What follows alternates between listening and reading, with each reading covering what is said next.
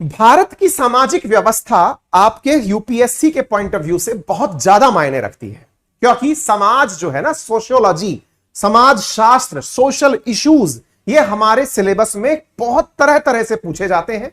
इसलिए आज का ये जो पॉइंट जो हम आपसे डिस्कस करने जा रहे हैं, सोशल जस्टिस और सामाजिक न्याय से जुड़ा हुआ विषय है। विषय जो है वो बहुत इंटरेस्टिंग है। इंटरेस्टिंग विषय ये है, हाल ही में नेशनल हेल्थ फैमिली सर्वे हुआ जिसका नंबर था 5, NHFS number 5, national health family survey हुआ। चौंकाने वाले रिजल्ट निकलकर आए। एक ऐसी जानकारी निकलकर आई जो आप सबको कुछ सोचने पर जरूर विवश करेगी। विषय है कि भारत का एक राज्य ऐसा है जहां पर महिलाएं ये चाहती हैं कि उनकी संतान पुत्र ना होकर पुत्री हो। यह एक ही स्थान पर देखा गया है और उसका नाम है मेघालय। ऐसा यहां पर क्यों है? संतान में पुत्र के स्थान पर पुत्री की चाहत क्यों है? और जब एक राज्य ऐसा कर रहा है तो बाकी बचे 27 राज्य और 8 यूनियन टेरिटरी में क्या हो रहा है, वो आज के सेशन में डिस्कशन किया जाएगा। मेरे प्यारे साथियों, भारत की सामाजिक व्यवस्थाओं के ताने बाने में यह सर्वे बहुत सारी चीजों पर से पर्दा हटाता है, बहुत सारी तथ्यात्मक जानकारी आपके साथ साझा करता है। आज यदि आपके 10 मित्र बैठे हों, सब बुद्धिजीवी बनने का प्रयास कर रहे हों, तो वो भाषण देते हुए पाए जाते हैं कि बेटा और बेटी में किसी प्रकार का भेद नहीं होना चाहिए। जब आप उनसे वचन दिलवाएंगे, आप उनसे पूरी तरह भाषण दिलवाएंगे, तो पूरा 1 घंटे का भाषण इस बात पर दिया जा सकता है कि बेटे और बेटी में कोई अंतर नहीं होता है। वहीं दूसरी तरफ अगर उनसे पर्सनली पूछा जाएगा कि एक बात बताइए, मर गए तो आपको मुखाग्नि कौन देगा, वो खोपड़ी खुजालने लगते हैं। ये हम नहीं बता रहे हैं, नेशनल फैमिली हेल्थ सर्वे ने बताया है।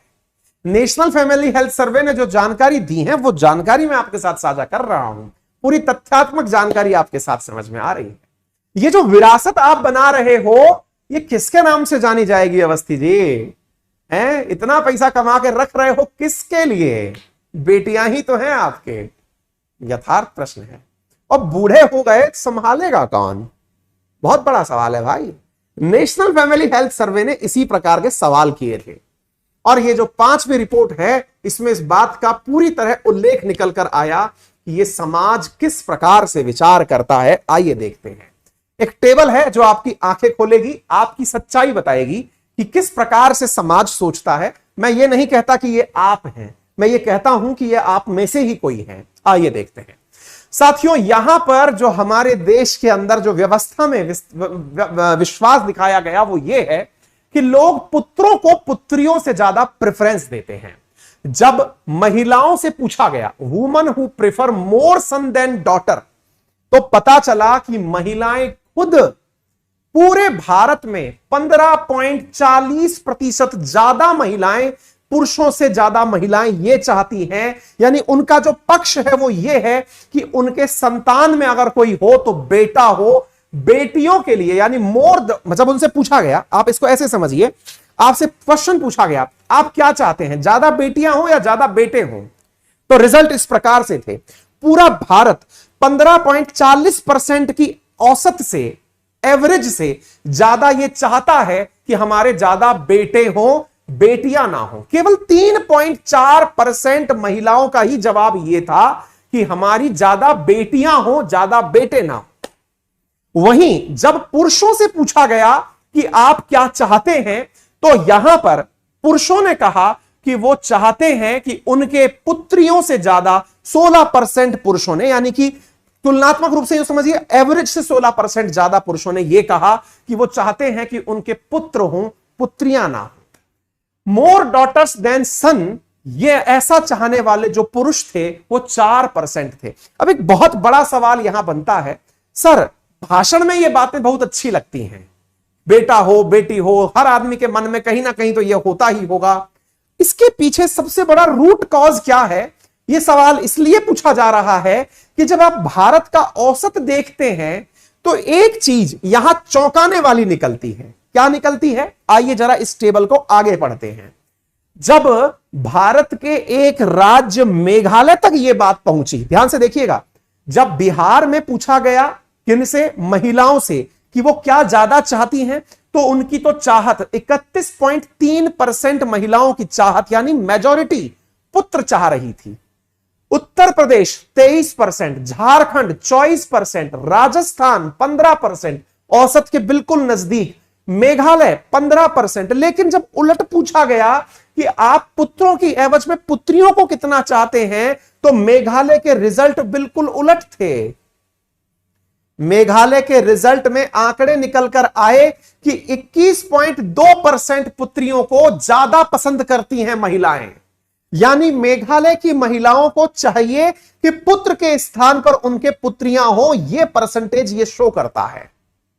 वहीं जब मेघालय के पुरुषों से पूछा गया कि आप क्या चाहते हैं, तो पुरुषों ने कहा हम चाहते हैं कि बेटा ज्यादा हो, बेटियां कम हो। तो इस पूरी टेबल में जहां पूरे भारत का एक जर्नलाइज पर्सपेक्टिव दे दिया, वहीं एक प्रश्न खड़ा कर दिया कि मेघालय की महिलाएं ऐसा क्यों चाहती हैं कि उनके पास में बेटियां ज्यादा हो, बेटे कम हो। और वहीं यह प्रश्न जो पीढ़ी दर पीढ़ी चला आ रहा है कि भारत का समाज यह क्यों चाहता है कि बेटे ज्यादा हो, बेटियां कम हो, बड़ा प्रश्न है। यह ऐसा साक्षात प्रश्न है कि इस प्रश्न को आप सब लोग दिल में आते हुए भी सुनना जरूर चाहते हैं कि यह है क्या। आइए मैं बताता हूं। असल में पुत्रों की चाहत जो पूरे भारत में है, उसके पीछे का बहुत बड़ा कारण है भारत की सोसाइटी का पैट्रियार्कल होना। पैट्रियार्कल का मतलब है पितृसत्तात्मक होना। अब ये पितृसत्तात्मक का मतलब क्या होता है? इसका मतलब यह होता है कि एक समाज जो कि पिता की सत्ता को स्वीकार करता है, यानी कि घर में जिसको अथॉरिटी के रूप में स्वीकार किया जाता है वो पिता है, उन्हीं का नाम, उन्हीं का सरनेम और उन्हीं की वंश को ही आगे माना जाता है। यानी पिता से पीढ़ी दर पीढ़ी जो पुरुष पैदा हुए, उन्हीं को परिवार का मुखिया माना जाएगा। पुत्रियों को शादी के बाद दूसरे घर में भेज दिया जाएगा। मेघालय में यह बात अलग क्यों है?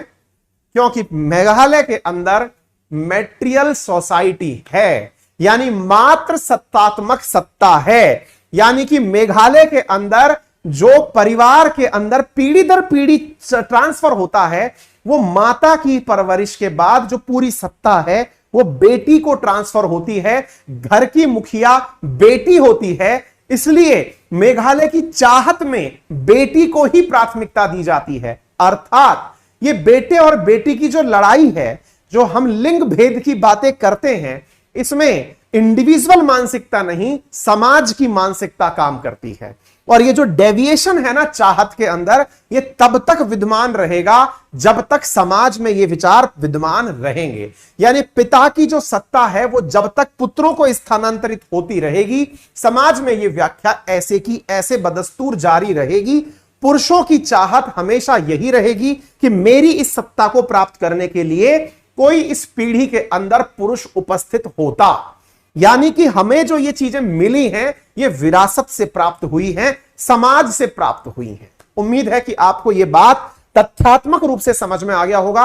यह सामाजिक विश्लेषण का विषय है। अब एक बड़ा प्रश्न बनता है, लेकिन सर वर्तमान टाइम पर देखते हैं कि बहुत सारे लोगों के पुत्रियों ने जन्म लिया है, और पुत्रियों के जन्म में बहुत से परिवारों को ऐसा देखा गया है कि वो पुत्री के जन्म के बाद दूसरी संतान ही पैदा नहीं कर रहे हैं, या फिर पुत्रियों को ही उन्होंने अपनी सब कुछ तरीके से मानकर आगे बढ़ाना शुरू किया है।